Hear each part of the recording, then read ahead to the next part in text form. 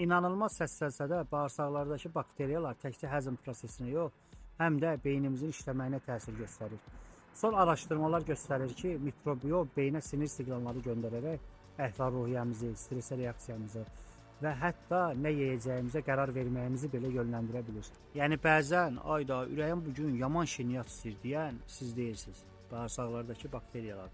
Çünki bakteriyalar vagus siniri vasitəsilə birbaşa beynə siqnallar göndərir və dopamin, serotonin kimi hormonlar bağırsaqlarda istehsal olunur. Hətta serotonin hormonunun 90%-i bağırsaq mikrobioması tərəfindən istehsal olunur.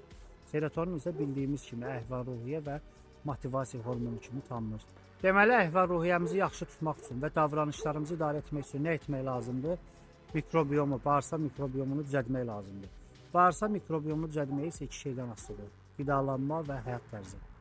Necə qidalanmalıyıq və həyat tərzimiz necə olmalıdır? Açıqlama qismində qeyd edəcəm. Sağlam olun, sağlam qalın.